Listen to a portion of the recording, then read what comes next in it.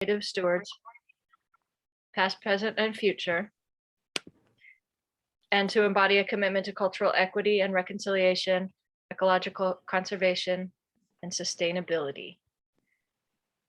In this spirit, I call this meeting to order at 4:01 p.m. And I will ask Amy to do a roll call for us. All right, Madam Chair Laura Dunn, Present. Madam Vice Chair Letty Moretti, Present. Secretary Treasurer Daryl Roberts, Present. Dr. Megan Larrabee, absent. Greg Pack, absent. Jeff Hubbard, Present. Megan Rainey, who's also absent. Okay, our first agenda item is, our next agenda item is the minutes, approval of the September 15th and September 22nd special Board of Directors minutes. They're both in our packet, and are there any changes that any of the members want us to consider? Yeah, I found one, I think. On the, shoot, I forgot to mention which meeting. I guess it was the first one. It was under upcoming events, and it was at the end of the minutes. And what was the correction? Well, it said that there was under the second bullet, it said there was a special meeting Wednesday, October 22nd at 4 p.m. And I think that was actually supposed to say September 22nd. I believe you are correct. Thank you. And we have two people joining. One on iPhone and one is Megan Larrabee.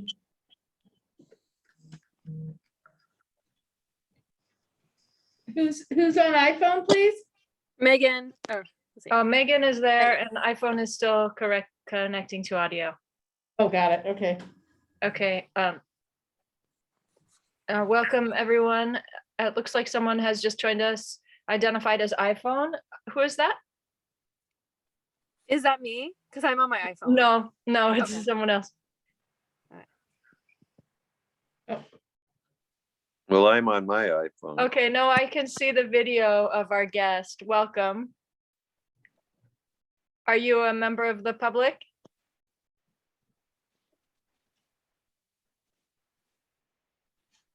Okay, it looks like a public guest. We'll continue. Can So you maybe make sure that we know who it is? Do you have an opportunity maybe to let us know so we can put you in the minutes, Mr. iPhone? Do you have maybe access to chat, or can you email us at info@cat?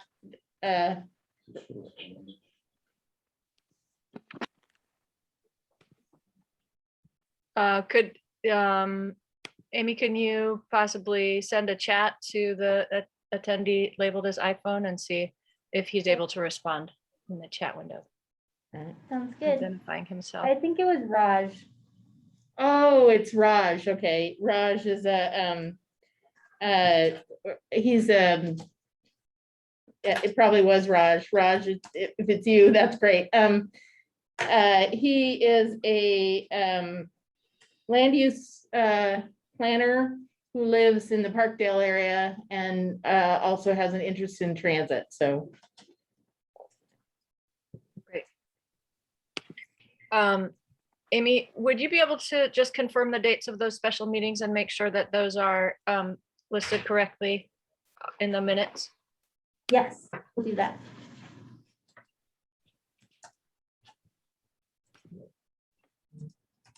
Okay, are there any other changes to be proposed?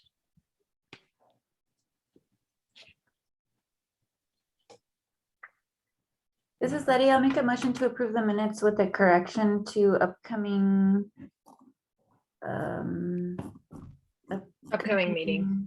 events to reflect the correct date of 9/22/2021 instead of 10/22/2021. Okay, may I have a second? Second. Right, and all in favor? Aye. Did we get a vote from you, Megan? Yes. She voted aye. Okay, all opposed? Okay, and chair votes aye. Okay, now is the opportunity for public comment regarding a discussion item that's not on the agenda today. Is there anyone who would like to make a public comment? You can indicate by raising your hand, using the raise hand button. If you're attending by Zoom, if you're attending by phone, you can press *9 to raise your hand.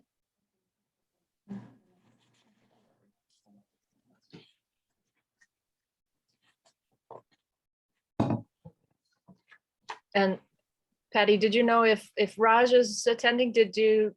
I don't think I think he just wanted to listen in Want to about listen the transit master plan. Okay. I don't think he wanted to say anything, so. Okay, okay, great. We'll move ahead then. It doesn't look like we have any other members of the public. Going on to the financial report, Teresa Galucci from our team accounting is here, is not No. here. He's not here, and I don't know why, but she's been diligently, she just finalized our audit information, so it could be that she's moved on to another client right now, but basically the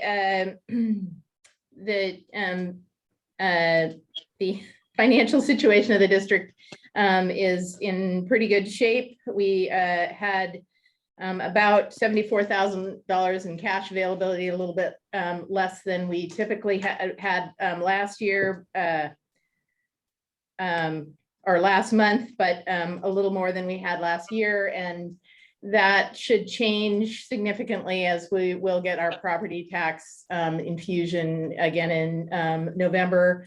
We also, right towards the beginning of October, did finally get some deposits from ODOT. So about $300,000 did come in. So we are, October's balance sheet will also look pretty well. I noticed on one of the sheets, there was a couple of folks, there were a couple of vendors on the list that are not, there's on 923 on page 1 of 2 on the bill payment list on 923, there Maureen Bernardelli Suture, that was actually for, we had worked with ODOT to hire someone to do some social media buys in the Portland market for the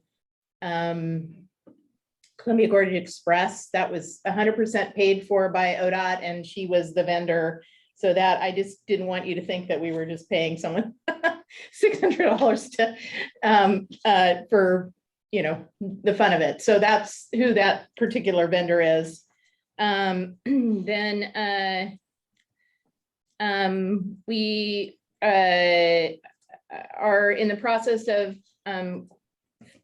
finishing our billing period for Q2, and that should also be reflected in October's books. So unless there are some questions, that's pretty much the financial report. I have a question that I would have normally sent to Teresa, but didn't get this in time to do that. And also a correction, I think. Okay. Under the, let's do the correction first. Under the gross profit, it says gross profit activity through the end of August was 415K. I think that's supposed to say through the end of September. Thanks.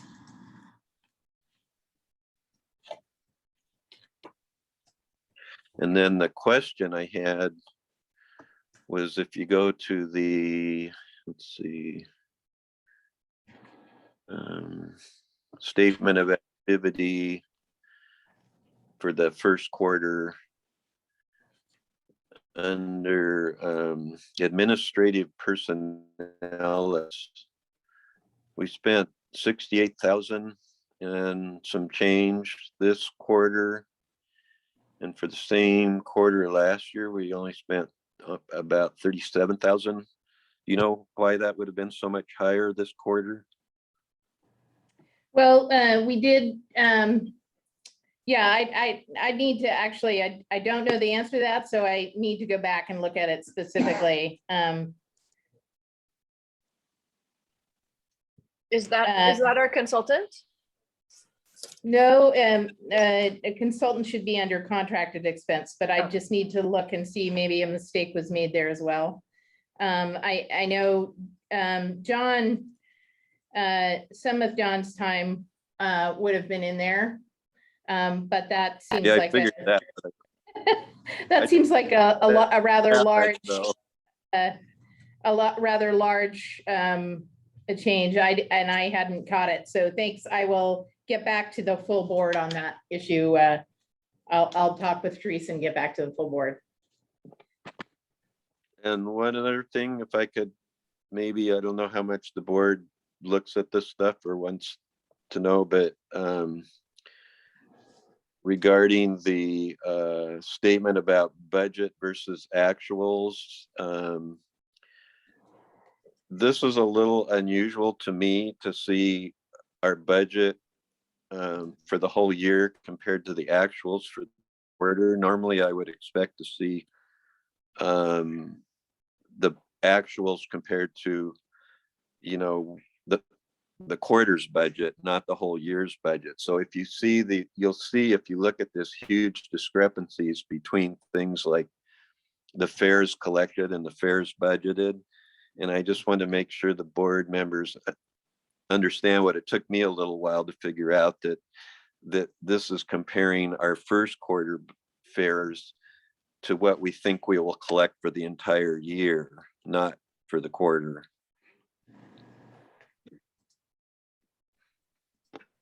So even though it shows a huge discrepancy of $88,000, we actually would have only expected to collect about 25% of the 150,000, and we collected 41%. So we're actually quite a bit ahead for the year so far in that particular item.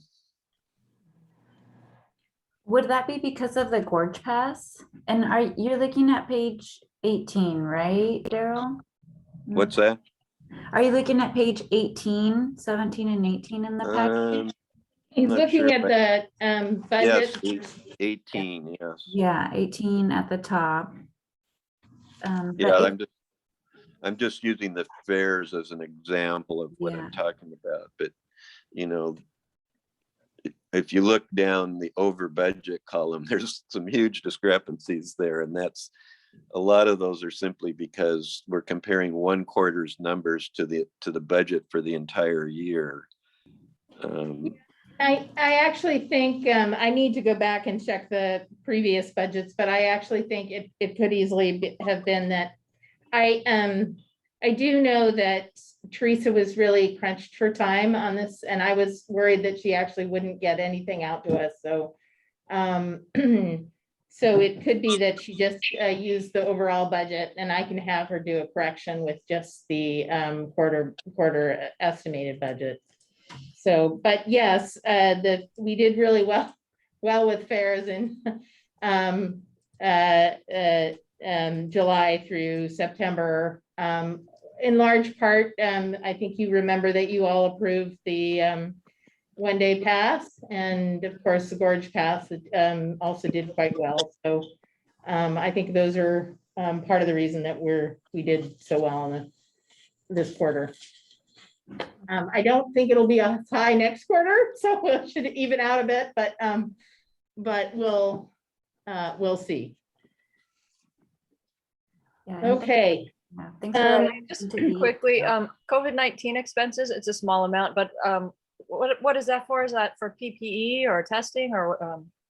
Yeah, so it's anything related to COVID-19 type expenses. So it can be cleaning expenses. It can be products that we purchase specifically to, notify the public of, you can only sit in certain seats or things of that Okay. nature. That's that are useful to directly have it related. separated out from the usual expenses in those categories. So, Yeah. thank you. Okay,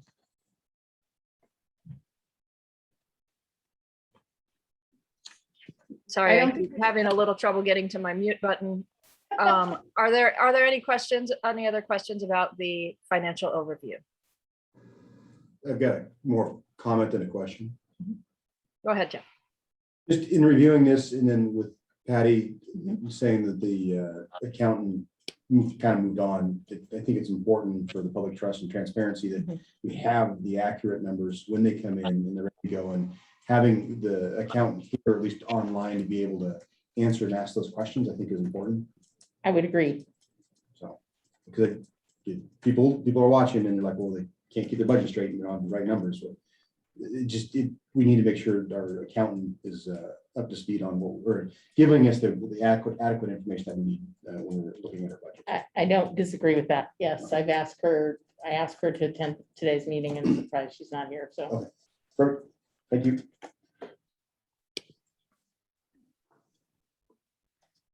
Okay, next up is the Gord's Transit Strategy presentation by MCED, and Kathy Fitzpatrick is here from MCED. She asked for 15 minutes to present the first draft of the Gord's Transit Strategy. And Kathy, as you present your information, can you let us know if you'd like the board to take any formal action? Yeah, it's there. There are two questions there in the request section. I included in your packet is both the foundation's memo and then a brief introduction to that foundation's memo. The foundation's memo really covers the entire process of phase 1 of the Gorge Regional Transit Strategy. And then the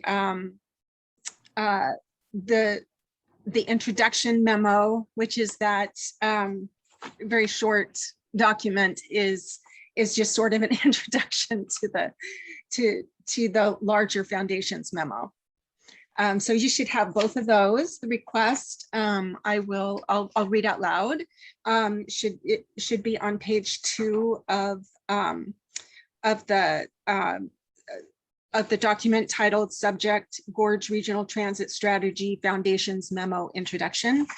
And the requests are: the MCED Mobility Manager seeks concurrence on the Gorge Regional Transit Strategy Vision and Goals as presented in the foundation's memo. And number 2, the MCED Mobility Manager seeks direction regarding how Hood River County Transportation District Board would like to continue to engage in phase 2 of the Gorge Regional Transit Strategy planning process. So I'll just briefly go over the foundation's memo introduction.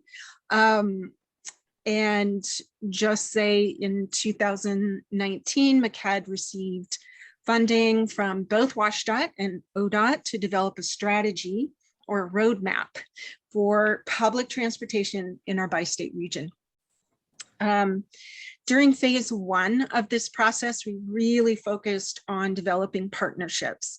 And that was clearly a great strategy during the first working group session, when we had stakeholders we had Dr. Marta Cronin from the Columbia Gorge Community College, we had people coming from Columbia Gorge Health Council, from the U.S. Forest Service, from state parks, from different cities and counties, elected officials and staff. So various state agencies, of course, ODOT, WashDOT, and Southwest Washington RTC was their regional planning, transportation planning authority. So so it was, I think the big takeaway from that first working group session was everybody looked around at surprised at each other and said, wow, you are also really interested in, invested in, and really need a good public transportation system.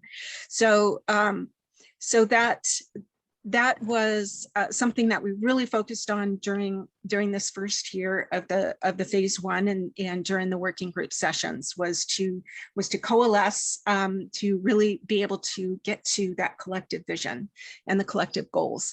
And if you want to move to page 6, you know, we built the vision and goals on a synthesization of all of the local plans. So this was not meant to be a new plan. This was meant to look at all of our local transportation plans and really identify where there might be conflicts and where there was consensus. And building on that, this large stakeholder group then put together this vision statement and these goal areas and goals. So I'll read aloud the vision statement.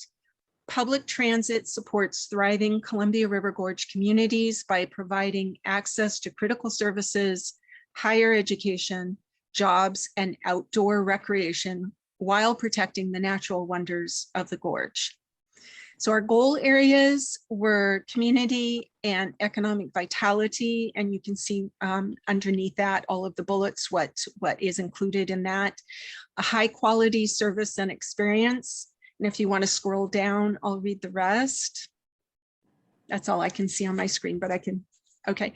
Goal area, environmental stewardship and financial sustainability. Was also very important that we had the finances to be able to get to our goals. So so those are the goal areas. We the group worked very hard to get to a consensus on the vision and goals, and it is remarkable to me that as diverse as the stakeholders were, that they were able to come to a very solid consensus on this vision and goals. You are this board is the fourth board that I presented to. The other governing boards include Skamania County Commissioners, the Klickitat County Commissioners, Wasco County Commission, and then of course the CAP board today. And soon I'll be presenting this vision and goals to Sherman County Court. So far, the boards have been in agreement that this vision and these goals for our region, they've been quite enthusiastic, in fact, about this vision and the goals. And so wanting to hear feedback from the CAP board, and basically to capture any red flags as you read through the vision and goals, if there's anything that you simply can't live with, and that can be discussed further during phase 2 of this process. It is, and I do want to frame that by saying, the vision and goals have from the working group have been set. However, it would be we do want to continue to get input from each of the boards where there are concerns. And if there's any questions about the overall process of phase 1, if there's any questions about what's coming ahead in phase 2, I'd be happy to entertain those. In the foundations document, we do cover a real high overview of phase 2, which is meant to be the implementation phase. So looking at those strategies for implementation.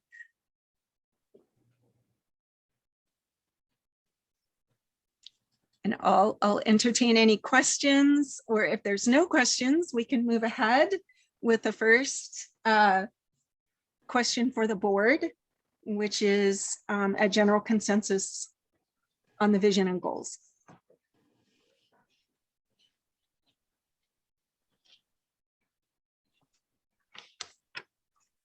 Or any comments? Go ahead, Megan. Okay, I thought it actually sounded really great, and I don't know if this is an appropriate question at this time, but given that I noticed it said for higher education was in this vision statement, and given that our county, at least I can speak for Hood River County School District, they're having significant issues with bus drivers and transportation, and I'm wondering if there's a way, since we're looking to serve the community, that would be something to add in there, like through the routes, something that could accommodate this to a degree. Because, you know, I look at the CAP budget and our resources, and they seem to be in a solid place, which is excellent. And then you hear about, I mean, like or the sports teams not being able to like have their competitions because they're just a shortage of drivers and resources. So I just want to bring that up. Do we need to limit it to higher education? Yeah, that would be a great question to ask maybe during this next phase, if that is something that the consultant will be getting a consultant on board to look at implementation and to look further at how, you know, opening up education to K through community college would help to meet the goals of the entire region. I do want to, I kind of wonder if that might be something that is specific to Hood River County. Although I know driver shortages are not specific to Hood River County. However, the capacity to serve K through 12, I think that would be a pretty deep dive into the logistics of that. I'd like to add some. To kind of follow what Megan said, I've had people talk to me and ask me about Hood River specifically, but moreover, I think adding that into the master plan, or at least having the consultant look at that and address that, because I think that moving forward, we're seeing shortages. But I mean, the other part is I'd like to table part of that conversation for the board members' comments later in the meeting to address concerns that parents have came to us about, myself or Megan, about the use of CAT system to help our sports teams get to places because they've had to limit their home games. So table that and let you move forward. Yeah, I could see, you know, we do want to focus on the regional system and not dive into any particular county. It's really up to that transit district or transit agency, transit provider to figure out how they're best going to serve their own county. But when we're talking about those regional trips, and especially, you know, with after school activities and sports activities, a lot of those are regional, and that would be a really, I think that is an important focus and something that I've heard the school districts express how important those after school activities are and how difficult it is for some of the students to be able to participate in them because of transportation. So that was a great comment. Anything further? Kathy, I do think there is at least maybe an opportunity for the regional transit strategy to explore what the possibilities are to enhance school transportation with public transportation. I don't necessarily think that needs to be something that isn't explored. I know that rural areas do make some And I know that there are certain regulations around school buses and what can and cannot be provided by public transit providers, but it might be worthwhile at least having the plan moving forward address that. It's just something you might want to take back to the PMT. Yeah, that. absolutely. Mhm. Kathy, this is Letty. This is really exciting. And thanks for coming to present to us and keeping us updated. So I know this is phase one. If you could talk a little bit about phase two and from the research that you did and the stakeholders' feedback, what were some of, the things that might make things difficult, like drivers, in order to accommodate the community needs? Can you share a little bit about that? Yeah, I think, when we looked at our challenges, and that was, kind of that gap analysis that we did with both the providers and the stakeholder group. So the stakeholder group was, kind of looking at those perceived gaps, and then the transit providers, of course, providing, the real nuts and bolts of what the gaps are between the vision and goals and where we are now. I think, of course, a big one is finances, is definitely finances. And I think that is one of the goals with phase two, is to look at that spectrum between cooperation, coordination, and integration. Where can we get on the spectrum where we can get really efficient at spending dollars to provide regional service? So that's one of the nuts and bolts that we've put in the scope of work for the consultant to do. Also, of course, data analysis, financial planning, and looking at regional structures or models.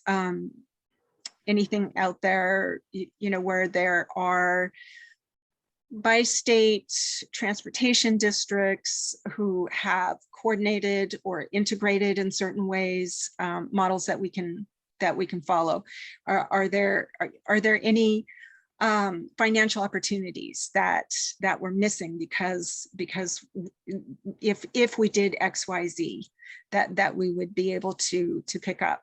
So it is really an implementation strategy that we'll be looking at in phase two, and also putting together that regional vision map. So what is the public transportation, the regional public transportation, what does that look like, the services, and put that on a map? Yeah, and I know it gets complicated with state borders, and we have different funding sources than Link per se. Patty, since I don't know if you want to speak a little bit more about what you might see as CAT's future with this, or we can.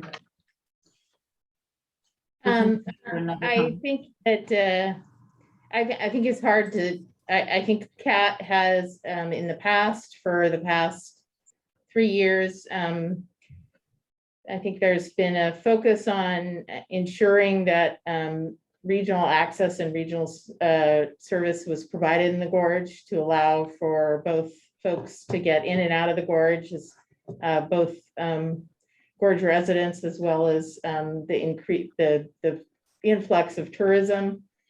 And I think CAT has expanded its internal staff and competencies to be able to expand. And I think we are hopeful that this gorge transit strategy will allow others, and particularly on the Washington side, where most of the public transit services are provided by senior services programs that are limited and not sort of their core business, that will allow them to look at how best to enhance and provide services so that there's a general enhanced and coordinated services, and so that services are matched equally on both sides of the river, so that folks have access to what they need, and tourists have the opportunity to get across the river to recreational and other sites. As we all know, the gorge is so intertwined economically in terms of the relationships between you know, how people are making their living. So Mhm. Okay. that's off the top of my head. Sorry. It's about as Thank good you. as I can do. Thank you. So And we're I- hopeful that- Okay, go ahead, Kathy. I just want to say that, so Patty has put a lot of blood, sweat and tears into this scope of work that we have, put out, and will, the proposal period closes October 28th.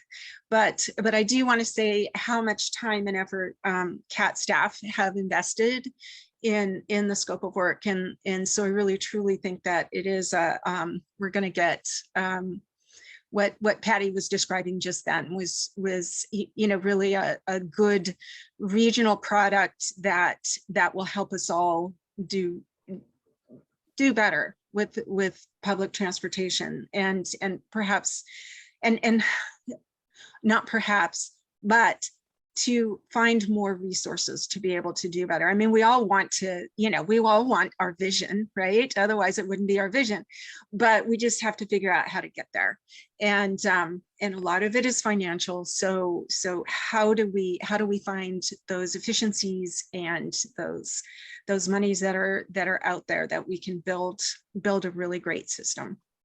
Yeah, and I guess we feel really strongly, CAT feels really strongly that a comprehensive regional transit strategy can help us to, we've seen it in other areas, like on the coastal region, where they've been able to draw in quite a bit of additional funding to enhance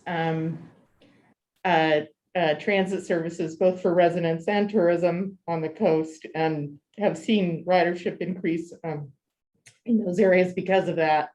And so we believe that a comprehensive strategy here in the gorge can help to help facilitate both to enhance, but also as Kathy mentioned, to increase the amount of funding available, and potentially be a demonstration project for other areas of the Oregon, other areas of Oregon.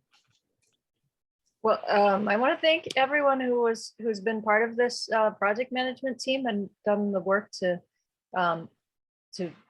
create and present this phase one for us. I think it's very exciting that there's regional agreement on the vision and goals, and that they're very clearly articulated, and inspiring vision to present right here.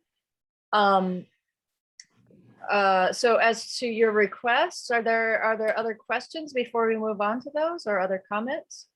Yeah, the final request is regarding how the CAT board itself wishes to participate. We'd love to reach out to you that, you're part of what we're calling the STAG, the Stakeholder Advisory Group.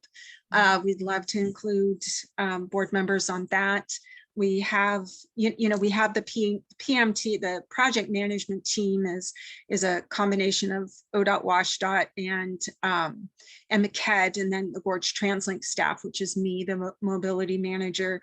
Then we also have an advisory committee, which are, which are kind of our nuts and bolts folks. So, planning, those who are really involved in transportation planning to really look at the documents and, nuts and bolts and say, this will work, this won't work. But our stakeholder group is, we'd love to have you. I don't know if it's one more meeting.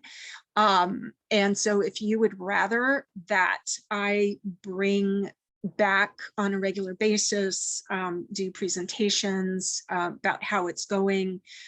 You could also, of course, get that from staff, but just wondering how you want to engage. If there's a real desire to jump in, and maybe a few of you would like to be part of that advisory group, or if you When does that group meet? well, we haven't set that yet. So we have left some of the details for the consultant when they're on board to decide. We thought that, we could use their professional advice to see how best to use the stakeholder group. So not wanting to burn everyone out, I think we did do a pretty heavy lift this last year with the stakeholder group. So, but at the same time, getting meaningful participation as well. So we'll be working to. I can provide you with those details when we have a public information plan set. We're just right now, I'm just wanting to take your temperature and see, see what kind of capacity you have and desire you have to participate, and whether it's, us coming to you and getting your input that way.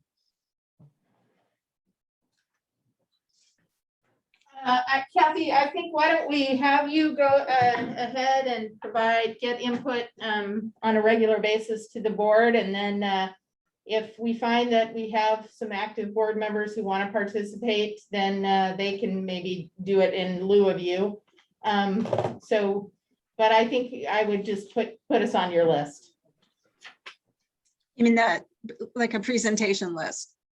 On your presentation list, yeah, if you need specific stuff. And then I think then if we have board members that have participated and want to bring the questions to the board, they can work with you directly on that. How does that sound? Yeah, that sounds great.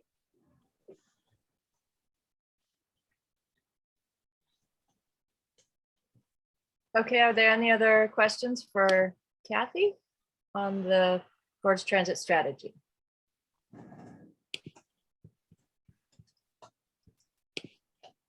Okay, thank you, Kathy.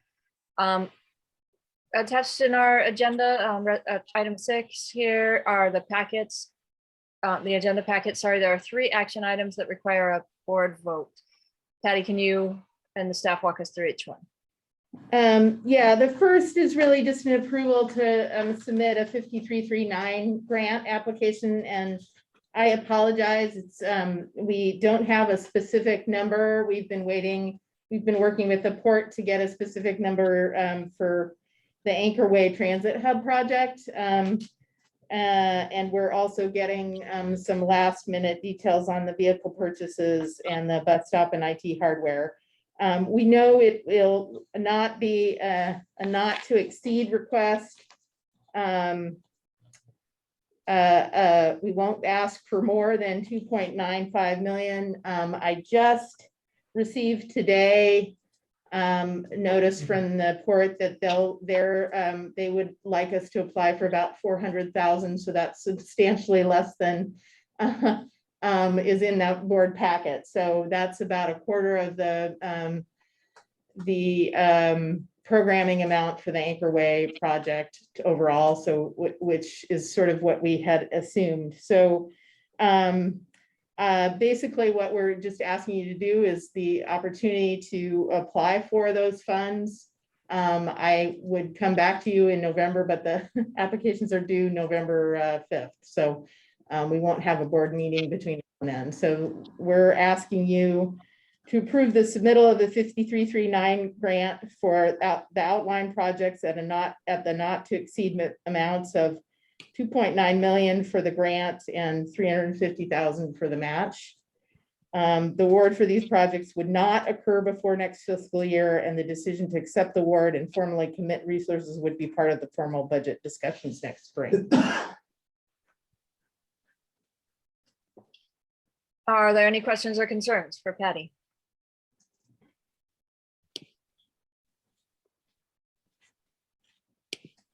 Can someone make a motion? Yeah, so someone make a motion to approve the item in that case?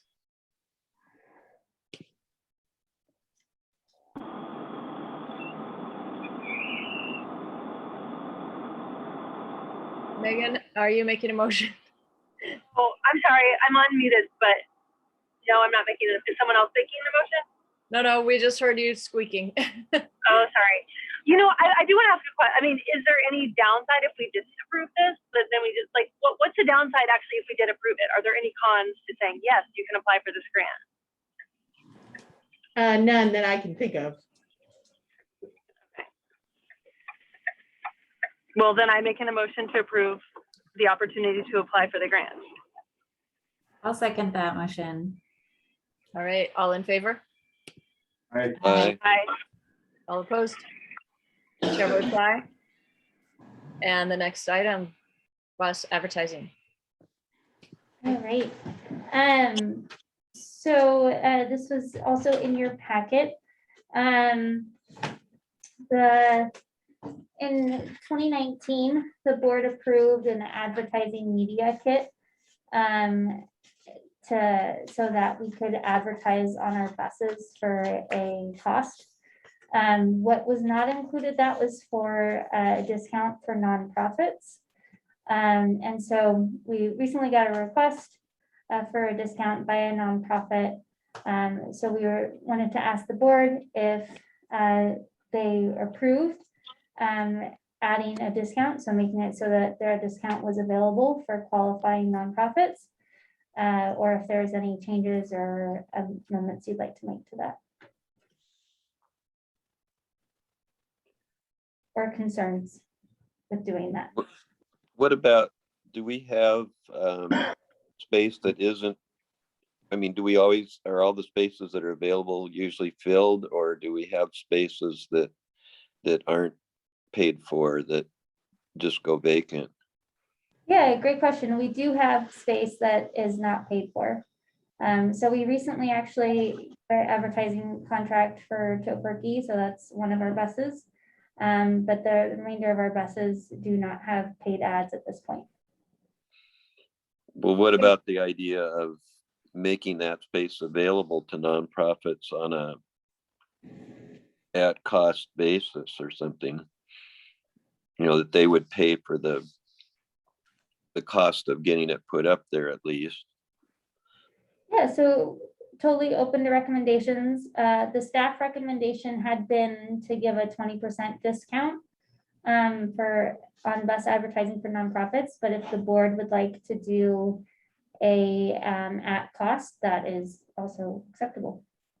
Did you arrive at 20% based on practice in other districts, or was it a request from the customer? No, that's standard practice. I talked to our our PR consultant, and that is standard practice for other industries. Is And- 20%. Okay, and how much revenue can we expect from ads? So for the small city buses, I believe it's $7,000 for, hold on, let me look at it real quick. Sorry, while Amy looks that up.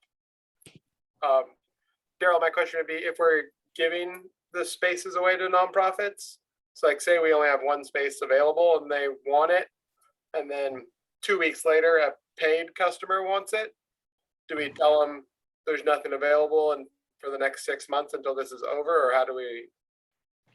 Yeah, I don't know all the intricacies of how this would work, but you know, that was one thought that came to my head was, what are the contract lengths? You know, are they a month or are they 6 months or what? 6 months and a year. Yeah.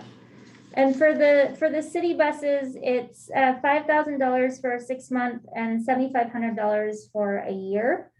And then for the regional buses, so the Columbia Gorge Express,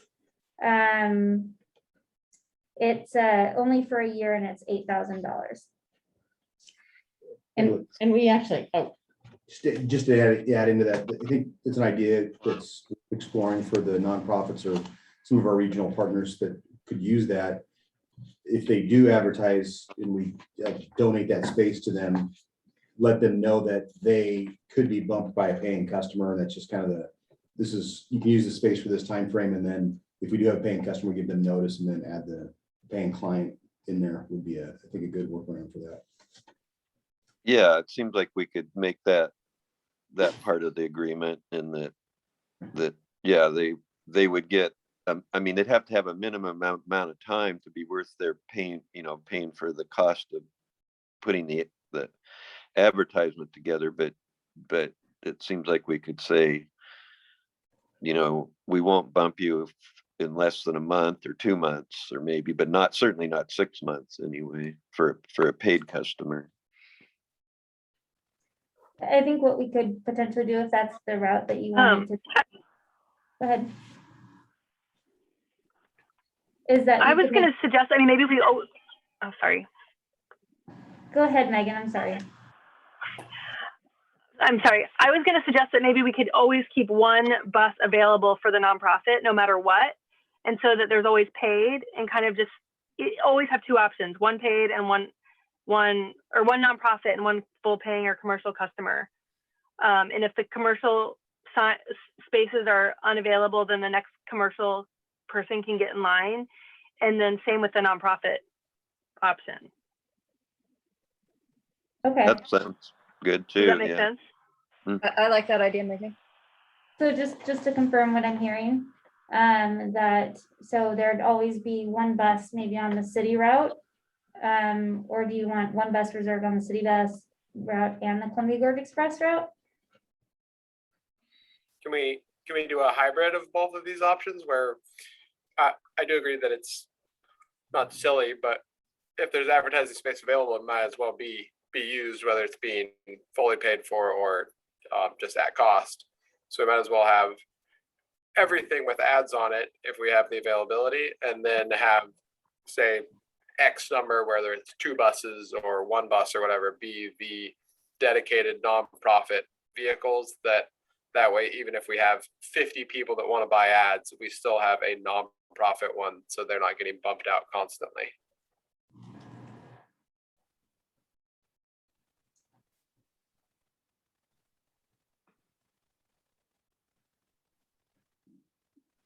So potentially reserve a bus available for regional and local routes and make it for nonprofit. Is that what I'm hearing?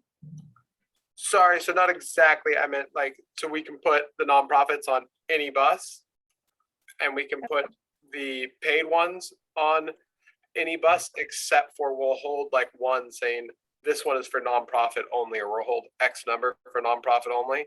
That way we're not bumping them out ever or all the time for a paid one saying, oh, sorry, we don't have any nonprofit available. But that way, Okay, so we're also Sure. using any space that is available if a nonprofit wants to use it, saying, oh, there's this paid one, but nobody's using it right now. You guys can have it until a paid person wants it. And same thing the other way. You guys can use this one until a non-profit wants it, because this is the nonprofit one.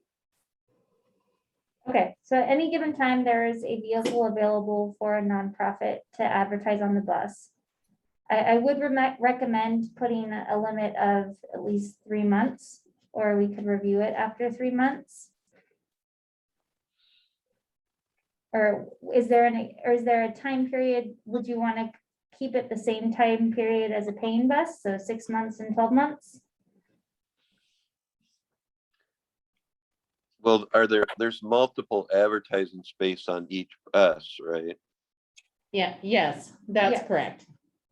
So if we had one bus dedicated to nonprofits, there would be more than just one space available for one nonprofit to advertise on it. Except for, I guess it depends on the bus. Like for Ty, correct me if I'm wrong, but on the smaller city buses, there's only the rear, correct? There's only the rear exterior ad. We have done interior ads for DHS and some other clients previously. But yeah, the small vehicles are designed for one main exterior rear ad. Well, yeah, Okay. then I think we should definitely have a time limit on that. Okay, so maybe we do 6 months for a nonprofit, just to kind of keep the times similar. And then if it's for, there, at any given time, there'll be one bus available and we'll provide it at cost. Is that what I'm hearing? I guess what I would suggest is, since there is no urgency for this particular thing to be passed, that maybe we have staff go and rewrite the policy that is reflected in what we're hearing now, and bring it back to you for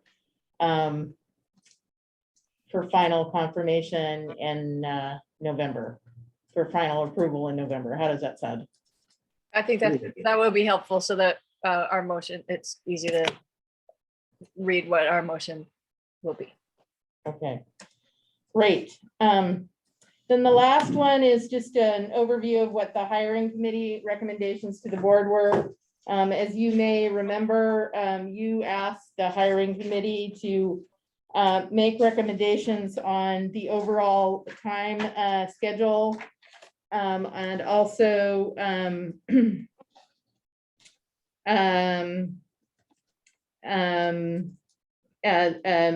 whether or not they wanted to include outside individuals into the interview process. And I think the committee is recommending that the hiring committee conduct the initial interviews, and then all board members be invited to participate in the second interview with the candidates. The committee is also recommending that the board hold a candidate meet and greet for key community stakeholders before the second interview to get feedback on the candidates. And the committee is proposing stakeholder representatives from the city, county, MCHED, ODOT, Nextdoor, One Community Health, Gorge Native American Collaborative, Columbia Gorge Community College, and the CAT Union be invited to attend the meet and greet and be allowed to provide feedback on the candidates. And that is, I think, what the committee recommended. So it's whether you want to revise that or adopt it as it stands.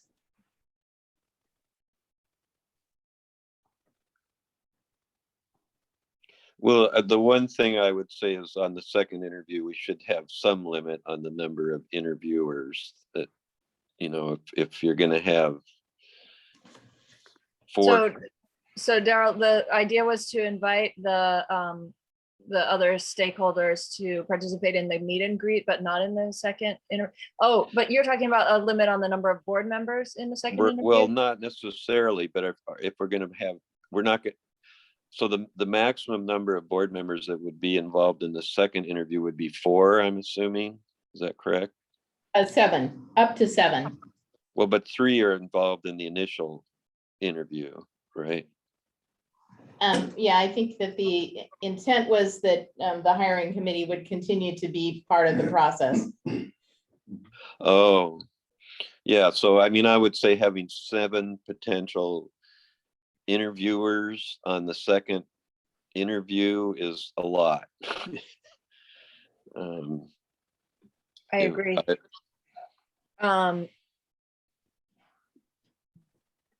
Is there a possibility of recording an interview so that other board members could view it without participating in the room? Is that ever done?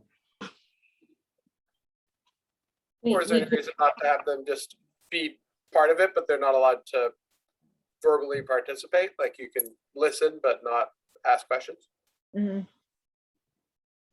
Still a lot of bodies in the room, potentially. Well, we may not have a problem, but I'm just Yeah. thinking we should have a maximum number of interviewers involved. And I would say it shouldn't be more than 4 or 5, but something like that. After listening, it makes a lot of sense to probably have 4 of us in there. I think the rest of the board members, whoever the 4th member would be, would get a good idea with a meet and greet and kind of just talking with people. And then when we go back and make a decision, those input from the other board members, round tabling the discussion, I think would be a productive way to go about doing that. Jeff, we can hear you fine with your mask on. I'd prefer you kept it over your nose and mouth when at all times while you're in there. Are all members comfortable with in the second round of interviews inviting only one more board member for the second round? Is that Well, what we're proposing? That wasn't quite what I had in mind. Were you thinking different participants? Well, I'm thinking that the other 4, there's 7 total board members, is that right? Yes. So the other 4, in my mind, should have the first option to participate in the second interview. Okay. Okay. And then, and that we shouldn't have more than 4 board members total in that second interview. Okay, so it's open to everyone with a maximum of 4 and dibs on the other board members. The hiring panel would participate in the first interview, Right. but in the second interview, only if other seats are not already taken. I am just gonna say, for consistency's sake, you should probably have at least one of the hiring committee meeting members on the second interview panel. Okay. So I think you could go up to 5 or 6 people in the interview room without it being a huge. I think we had at least that many in the interviews that we held for the other candidates. Okay, well, I agree with that. All right, so I think, let me summarize that we're gonna go with the recommendation that we have a meet and greet for the candidates that are forwarded for a second interview, that at a minimum, the folks listed would be invited to participate on that meet and greet, as well as any board member that wanted to participate. And then we would have at least 1 board member and up to 4 other board members, 1 board member from the hiring committee and up to 4 other board members in the second interview. That, Yeah, that sounds like a good summary of what we discussed. I think that, yeah. Is there a motion to approve that process? I'll make that motion to approve that process. Thank you, Daryl. And Letty just had to drop out to switch locations, and she said she'd come back on. But we do still have a quorum. So could I get a second? Second. Thank you. And all in favor? Aye. Aye. Okay, the chair votes aye. Motion is approved. Okay, on to the operations manager report. Ty, go ahead. Okay, looks like we got employee of the month listed first here. Employee of the month this month, or I guess actually last month, employee of the month last month, is Christina Paghetti. She is a new hire that came to us from C-Tran. She actually had a offer from MTR that had a multi-$1,000 bonus in it, but decided to come and work for us, and has been amazing, and is a great baker, and lives in White Salmon now. So hopefully you'll see her around the gorge. Going right into the meeting, into the report, assuming there's no questions on Christina. Safety score is right around where, or actually exactly where it was. We had 0 crashes. We still need to have those couple of vehicles that have the Samsara GPS tracker boxes actually fully attached in the vehicles so we don't get these false harsh event warnings. Our drive time was up a little bit over August. Percentage over speed limit was exactly the same. Miles driven was slightly up. On-time performance, again, slightly up, almost at 100%. We weren't able to get the fuel miles per gallon this month because Samsara changed their report a little bit. So hopefully that's something we'll be able to get out of it in the future, but they did change their report, so it didn't have, well, we used to, I'd pull all the fuel and we'd get fuel for each vehicle, and then Samsara would tell me how far each vehicle exactly drove. They changed the report, so it wouldn't show, it didn't have the same information that it had in it, so we'll have to do a little bit more next month to pull that information out unless they update their report again. But yeah, our fuel cost was down by about $3,000, and our fuel usage was down a little bit. We expect just to, reduced service beginning October 1st, so we expect all those figures to drop further in October. Yes, drastically so. Probably 30%. Questions on the operations report?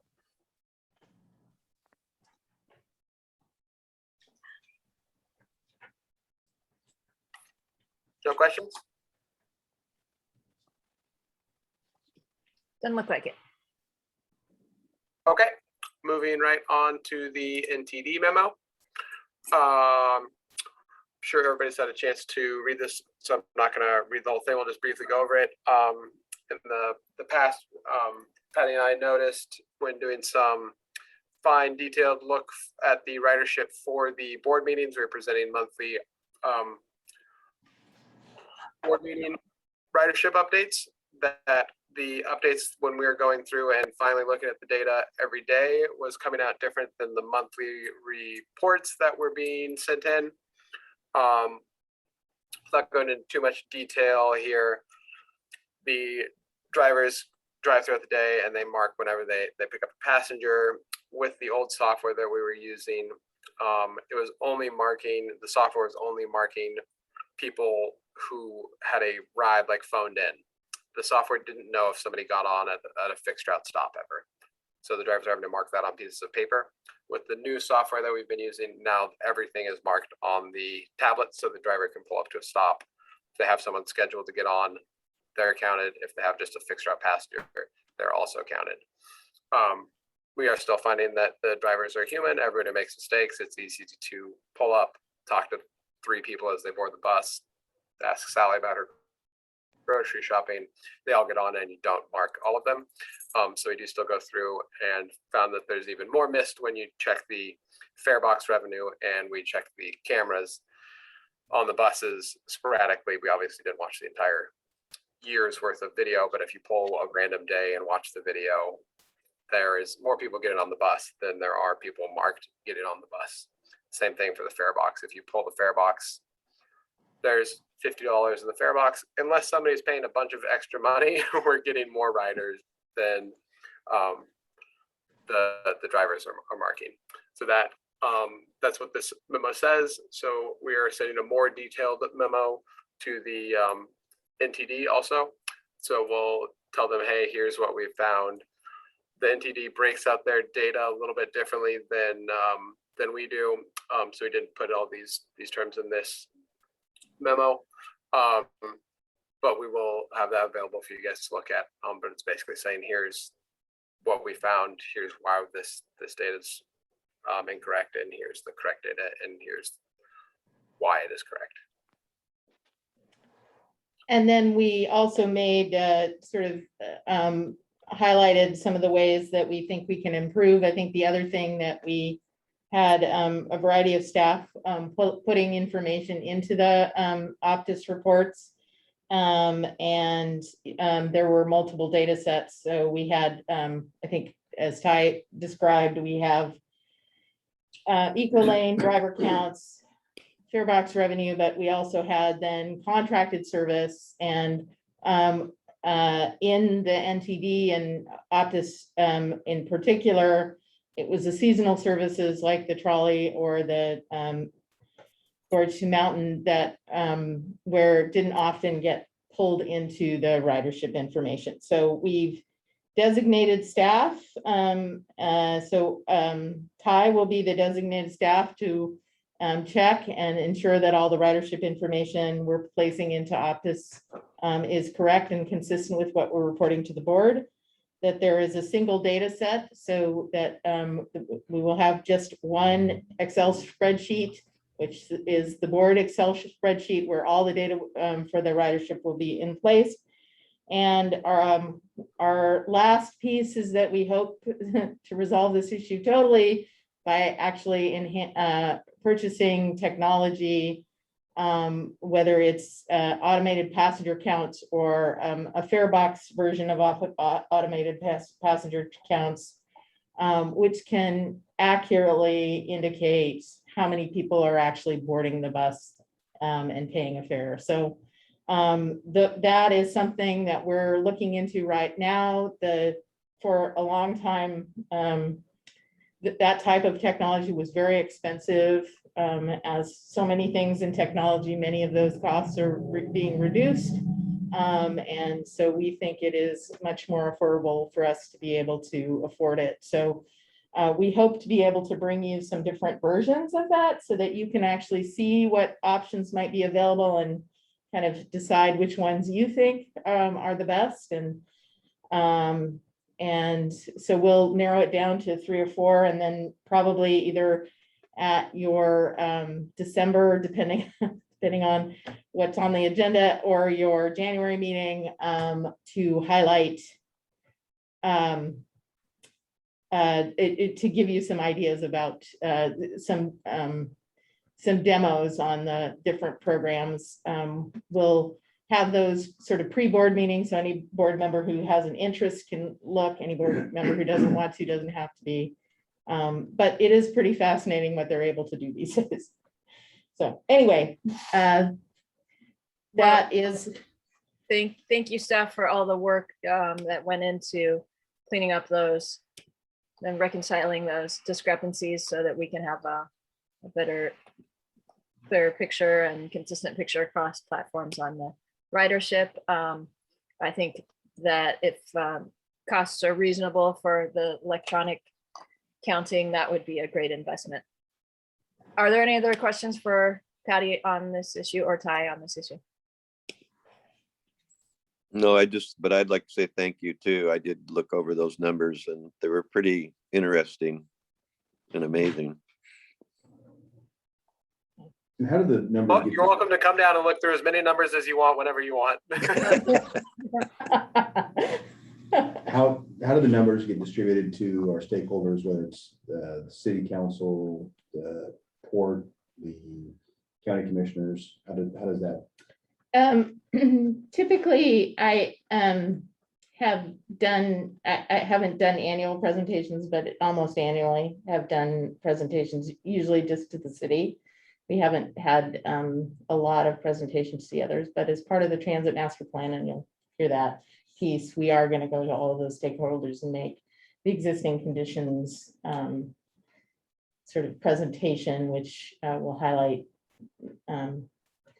where we are now and allow folks to provide input into what, how we're going to move forward. So that's part of our strategy. I think just because I know people ask about the ridership, and if you were to email those numbers to the administrators, would be your counterparts at the city, this county, and then the port, just, hey, here's some numbers if the commissioners or the council members would like to know. That's just easier than waiting for the annual report. It's just like, here's the numbers that we have. It's a quick, efficient, and effective way of communicating. Well, one of the things that we've been asked is to post the ridership and maybe potentially this ridership on the website. And is something that we, most small transit agencies do not do that, but we'd be happy in the attempt to be as transparent as possible. We could certainly do that if the board thinks that's a good idea. Okay. Would you guys like us to post, have a ridership post on the website, or?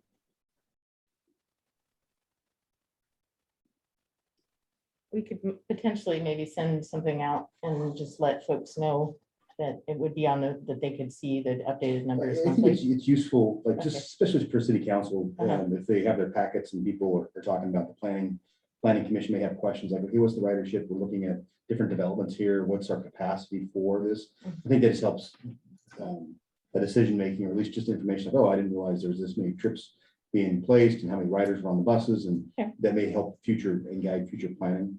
Okay, that's certainly, we certainly can do that. All right.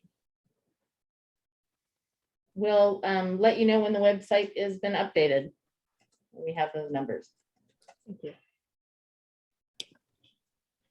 All right, I'm gonna move right in. We have interviewed several potential candidates for the bookkeeper administrative assistant position. We found somebody that we quite liked. We are in the process of reviewing the resume and also checking background and history on that person. We expect to made an offer contingent upon successful completion of that process, and expect that person to be on board by November 1st.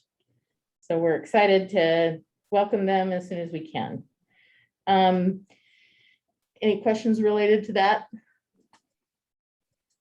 The person does have extensive bookkeeping experience and also has done other administrative work. So we feel like it could potentially be a very good fit.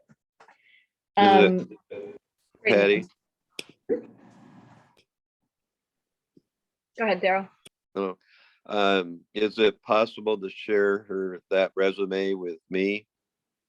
I'd be more than happy to do that. Yes. Thank you.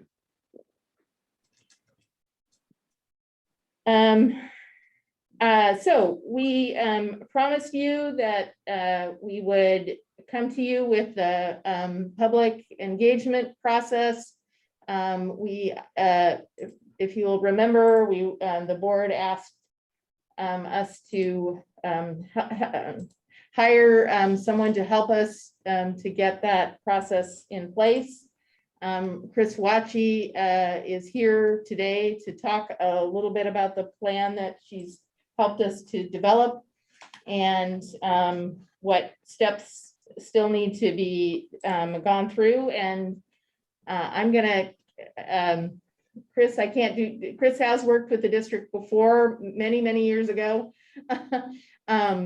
She has extensive community outreach and public participation experience. Chris, I'm not going to do your resume justice, so I'm going to let you go ahead and do it.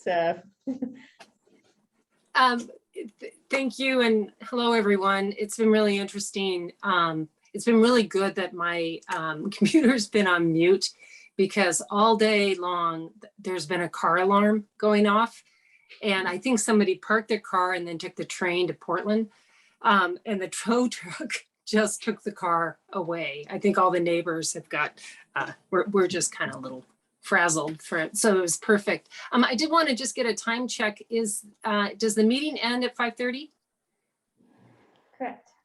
Okay, so I'm going to go through this fairly quickly and maybe breeze through some of the things that I believe that you've seen at the June meeting, because there are a couple duplicate slides. But just as background, my name's Chris Wachi. I am based in Eugene. I have a small firm called Cogito. It's my husband's kind of a Latin purist, so he'd say I should say Cogito, but we like Cogito. And we specialize in land use, transportation, and economic development, public engagement for public investment on projects. And typically those all have an element in when you're doing an engagement strategy to make sure that the understanding of how those three work together is pretty critical and also very beneficial to conveying information. So just quickly, my background's in planning. I was Benton County Special Transportation Coordinator. I have worked in transportation options and strategic planning. And over that time, I saw a lot of plans that were very well intended, a lot of really great staff involvement, board involvement, but they did not really come to fruition, or they were held up because the public involvement was not as thorough, did not reach intended audiences. And this is quite a few years ago, there were templates that were superimposed onto every plan that just don't work. And so tailoring a plan to the audiences that you want to is very important. And that's where the creativity comes in, and also the richness of what you get back. I did, as Patty mentioned, I have worked, inadvertently. Long ago, Linda Floyd was part of a planning session I did for rural transit assistance planning. I knew Dan Schwantz, and Patty and I have a long history going back to the days of TriMet. So we've worked on transit plans back in that time. So that's giving you kind of a abbreviated version. But let's move forward. And if you don't mind, I am going to breeze through a few. So if you have questions, we can capture those. So may you go to the next slide, please? Yes. Okay. One, No. So this is actually the one before is the purpose of the plan. And these are the two that I'm going to go fairly quickly through. So Amy, could you back up just one, please? Yeah, hold on, sorry. No problem. And now I'm just going through it. Okay. So, and I believe the board's seen this, but right now there are two key points I really want to highlight because it addresses the work that I'll be helping the CAT with. So the first one is strengthen the key focus areas from the 2017 Transit Master Plan. And those key focus areas are really kind of the structure, the infrastructure of how we're addressing how this plan moves forward, the engagement plan. And the third bullet, jumping down, is engage and empower and strengthen the voice of diverse groups of riders. And that's a very powerful statement. And that's what the strategies and the outreach intends to do. I'm going to jump to the next one, please. The approach is what we will convey to the public. And these really are kind of the core planning tenets. So as project materials come together, these are some of the things that I think will resonate well with the community as they're framed and how the process will move forward. Again, jump to the next one. So when I mentioned the 2017 focus area and regional corridors, those focus areas are here on the left: Hood River East, West, Cascade Locks, Upper Valley, and Highway 35. And those are important because when we, as we go through the next couple of slides, some of the information that we're gathering is really developing local targeted outreach plans specific to those areas, rather than just doing a blanket. There will be some blanket messaging, but it's important to know that we'll be really honing in on some of these, on these all of these 5 areas. For the regional and general outreach, those longer commutes, the commutes that Kathy Fitzpatrick was talking about, that really, I think the Gorge transit strategy also addresses. We'll be doing general outreach there, but it won't be to the level or intensity as we're doing in these 5 areas. And as an aside, Kathy Fitzpatrick and I are on the same transportation options board, so it was really nice to see her give that presentation. May I go to the next one? So these are the 5 areas, and Patty also is working, these also will represent the existing conditions and go into greater detail, but it does show those areas based on census tract and block data. They're established communities, and also they reflect areas that are well served and some of the areas that are underserved. So as we move forward in the plan, we will have specific outreach strategies that will be tailored to these 5 areas.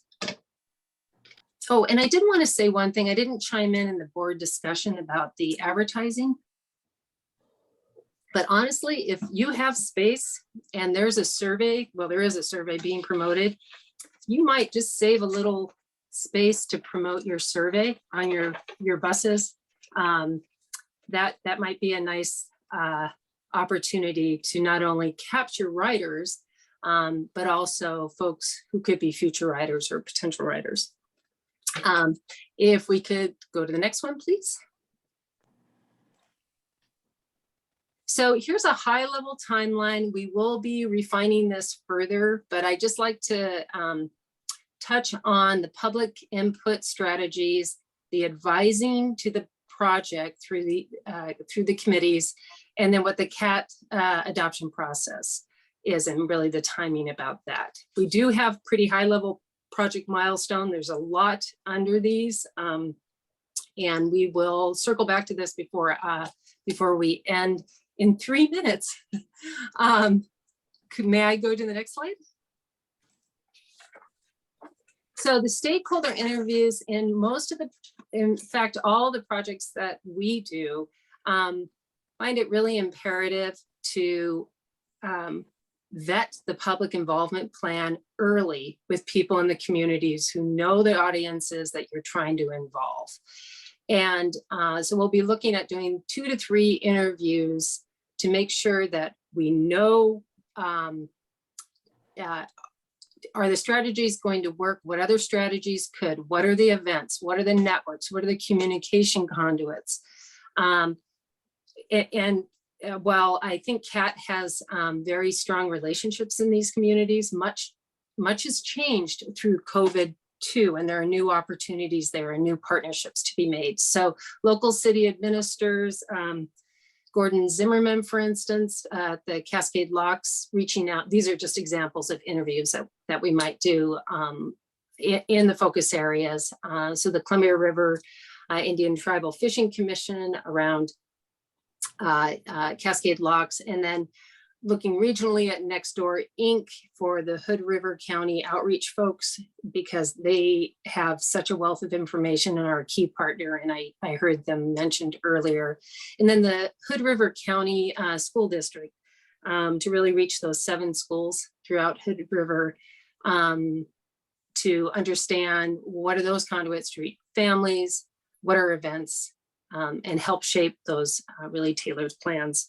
The other thing that's not on here that we definitely will include are the chambers. So having that voice from business, whether it's the West Columbia Gorge Chamber or the Hood River Chamber. And again, I'm just providing examples fairly quickly. May we go to the next one? And please, if you do have additional comments or suggestions, that would be helpful. We will have a more comprehensive list right now. I just wanted to give you kind of a flavor for this. Could I pause for a second and just ask the chair, should we just time-wise, should I end right at 5:30? I think that's why we have you here. We'd be tolerant of going a little bit over. Is that okay with the rest of the group? I see Letty nodding, thumbs up there. 30. Sure. Okay. Great, thank you. So We're gonna lose Jeff, but we will provide you the rest of the slides. Okay. so for community outreach, it's a pretty long period of community outreach, really beginning in January and going all the way until late summer. Initially, there'll be presentations, as Patty mentioned earlier, to a lot of the organizations that Kathy mentioned, but based more Hood River. Survey promotion, radio interviews. The survey, I do want to say, and we'll get to the next slide, that's a 5 to 6 month period of doing targeted outreach to get as many voices included. And there's a lot of methods that you can use. And I'll go into that just a little bit. One little comma after partner networks, bus advertising. Events, again, based on those stakeholder interviews, really understanding what's happening in the community under COVID guidance from the state or through the Hood River Health Department, depending on CAT's, who CAT or what entity CAT adheres to. And then the community meetings, whether in person or online. And those are timed really to share with the community, this is what we've heard, these are some draft strategies. So we're trying to use a lot of methods rather than just the traditional open house and then another open house later on. So I'm very confident that the interested parties for this project and the partnerships and new relationships for CAT are going to expand significantly. Next one, please. So the community survey is that 5 to 6 month period time to really understand rider community experience with transit and identify real perceived gaps, needs, and the future mobility options to explore. The important thing within this 5 to 6 month period is halfway through, we will be doing an evaluation and make sure that we're gathering voices that we want to have brought into, that we need to hear, that are, well, they're invaluable for a planning process. And if they're not, there's enough time to pivot and do some other strategies, or again, do that second round of tailoring to make sure that folks are involved. Online, there'll be a mapping tool. Amy, I know, is exploring some platforms around that, and we're working on some high-level draft survey questions. In person, there'll be onboard and intercept surveys. And then through partner organizations, and the partner organizations who really provide that community or that trusted community messenger is going to be another critical part of this. So, and I have no doubt there are new partnerships out there in certain areas. It definitely has been our experience right now since COVID. May I zip to the next one? I have a quick question, Chris. How does this compare with the outreach and surveying that was done for the 2017 plan? I'm sorry, I haven't seen your survey outreach for the 2017 or what the strategy was for the 2017 plan. I do know that it was a pretty low return rate. Okay. From response rate. That's so, and it might have been that Patty, maybe you could speak to that, or Amy, but I don't think that they looked at multiple ways of doing outreach for surveys. Yeah, they did a more standardized process without specific target areas or groups. They did do some outreach in the Hispanic community, but it was there was very low attendance. What you find is that sometimes with surveying, particularly in minority communities, Letty, you might, I know you have more experience in this area than I do, but sometimes you need to go to people rather than have them come to you. So what we're hoping to do, particularly in some of the minority communities in Hood River County, is actually use folks that are already trusted in the community to help do some of the surveying, go do outreach through the schools or other opportunities. And the same is true with the intertribal or the tribe members as well, as rather than having us set up a table and trying to get people to come to the table, having tribal members themselves do some of the surveying so that people feel comfortable in answering those questions. So that was not done last year. That's part of the strategy here, is just to do more of that, sort of going to folks to get the answers rather than having them come to us. That's great, Patty. So for the project advisors, there are two committees. The Technical Advisory Committee, the CAT-TAC, and they really serve as the core TMP technical advisors on the project deliverables. We're looking at probably 3 times throughout the planning process at critical times around milestones. You see the proposed committee composition here.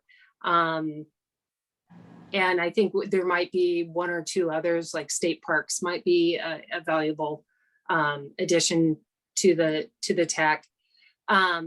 Next one, please. The second one is the TMP Community Advisory Committee, or the CAT-CAC. I actually liked Patty or Kathy's STAG. Sounded a little hipper than this, but the really is to serve as advisors to the TMP process, to guide the development, to review and monitor public input, review draft deliverables, and then just consider the TAC and other CAT committee input. And these folks have a 4th meeting. They have an additional meeting, and that's because that will be to look at the evaluation halfway through the survey to make sure process and to give us input on that. And it's very important to have that monitoring of the public input throughout. It's invaluable, really, to make it a thorough process and a valuable process. And frankly, the ultimate is to for the board and for staff to make informed decisions from the committee and the committee input. So the committee composition, we're thinking right now around 15 would be great. 16 is kind of pushing it for, that's a pretty big committee. The board members, I've been told, are these folks to participate. We'd like to get writers from the 5 focus areas, and then community members representing these categories.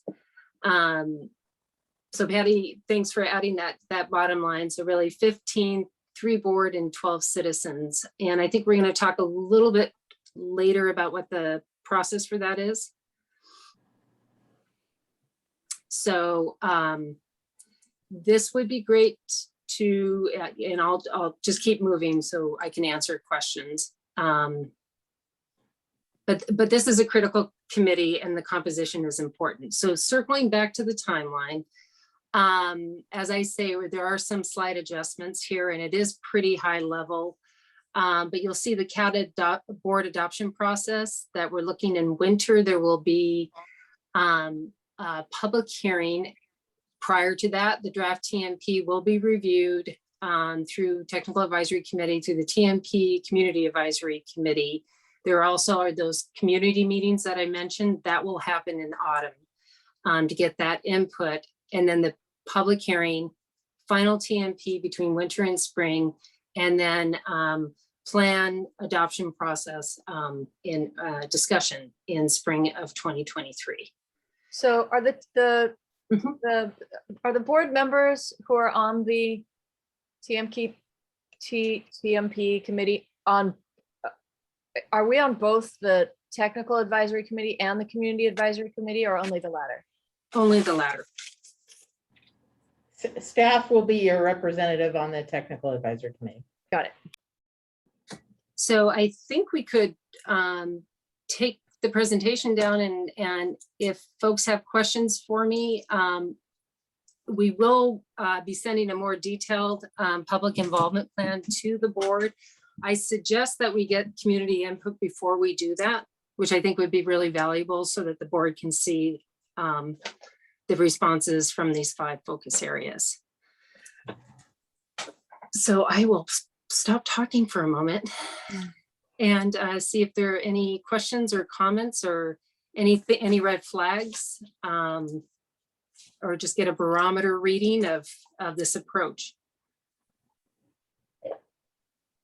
Looks like, Letty, did you suggest adding One Community Health to the CAT-CAC?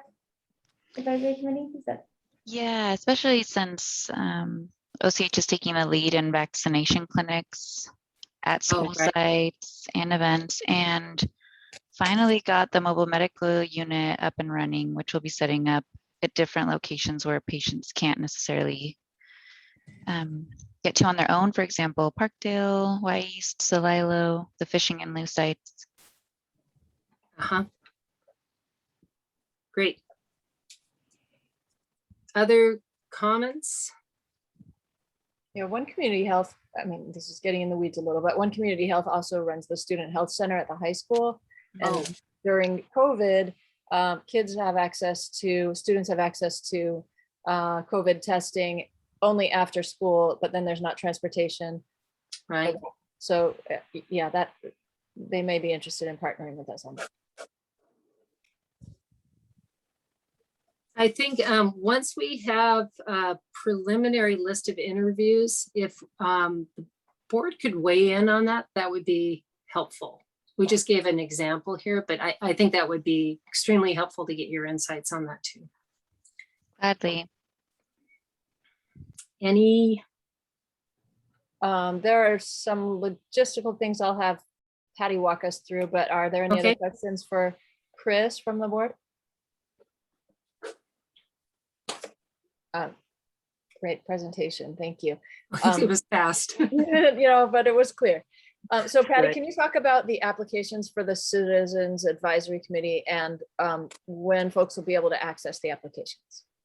Yeah, we expect to have the applications done and out to you for your draft review before they actually are finalized before November. We hope to have the applications out before the November board meeting so that folks, so that you could potentially get applications back and review those applications and have folks on the committee either adopted or appointed to the committee in December or January.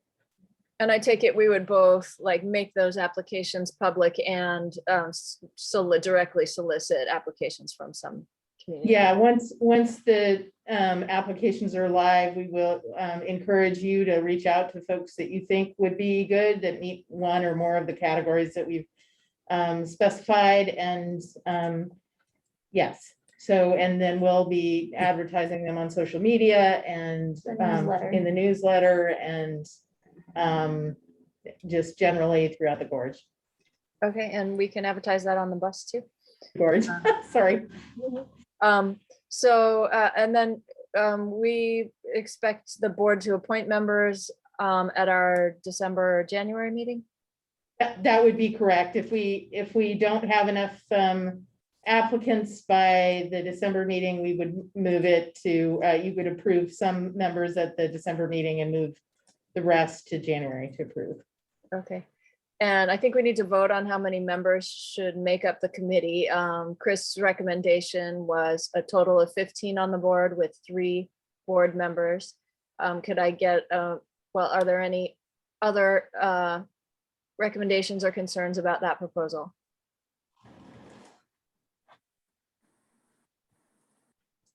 In that case, could I get a motion to approve the makeup of that committee with 3 board members and up to 15 members of the public? I'm sorry, could I just clarify? I think it's Go ahead. 12 members. of Well, the sorry, public. thank you. I'm starting to lose my focus. 12, That's right. total of 15 with 3 board members and 12 members of the public, up to 12. And this is for the Citizens Advisory Committee, the CAC. I'll make a motion.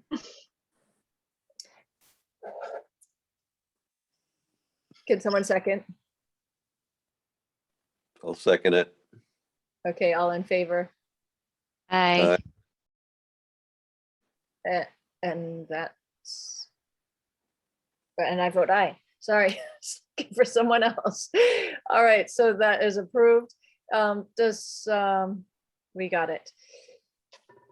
Are there any other discussion items or items to include in upcoming events? wanted to discuss the transportation for schools, but maybe since he's not here, maybe table it for next month. Yeah,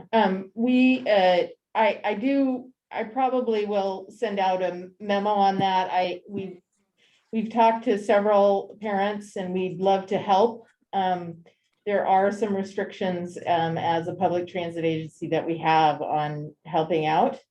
And it's a matter of, sort of, trying to figure out best, how we can help and what games we can best help with. So I wish I had better news. But we do, to the extent that we have been able to help, we have tried very hard to make sure that we can do that. Yeah, thank you for all the efforts with that. I still feel like the school district is not really communicating our availability to our families and students. And I wish we could help bridge that gap.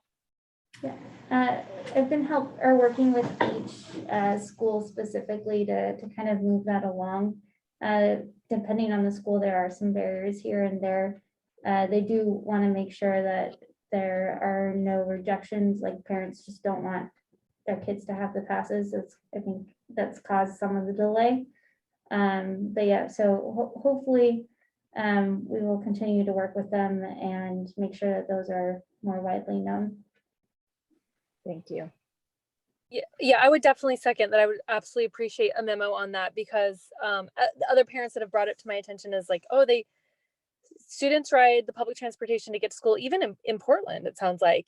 And in like Boulder, where I used to live, and same with, I just visited a friend in Haley, Idaho, and same thing, their kids for elementary were just riding the public transit. So, and obviously I don't know how that, what that means with the school districts in those areas as well, but it sounds like it could be something to work towards. Well, and Yeah, we're making passes available to our secondary students, our middle school and high school students, but that message, families aren't as aware of that as they should be. Yeah, and I'm not laying that on us. I'm laying that on the schools but I understand there's some barriers, I guess.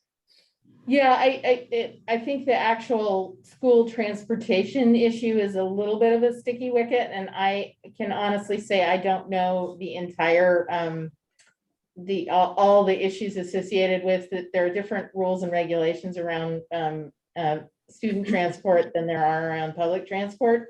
I know other rural areas have overcome some of those issues, and I just think it's a matter of diving into that, and I'm hopeful that we can do that as part of the transit master plan.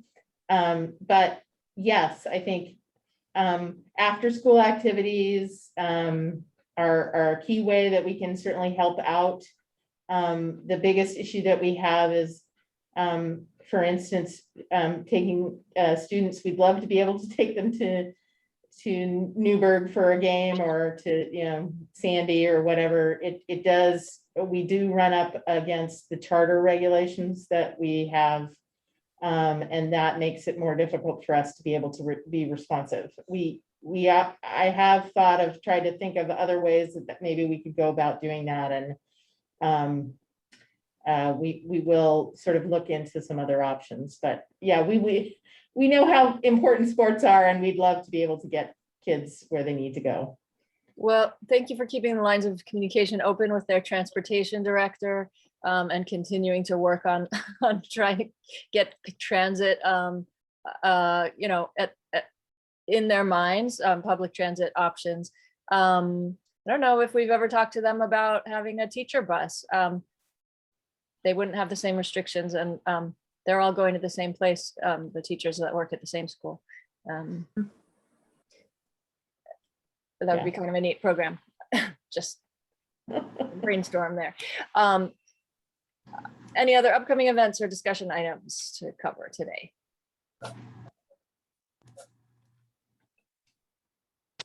All right, thank you guys for hanging in for the long meeting and all the presentations. I really appreciate all the work. It's really exciting. Could I get a motion to adjourn Motion to adjourn. and a second, I'll second. and all in favor. Aye. I. And the chair votes aye. Meeting adjourned at 5:50. Thanks again, everyone. Have a good night. Thank Thanks, you. everyone. Thank you. Good Nice to seeing you, meet you. Chris. Bye. Nice to see you. Bye-bye. You. Thank you.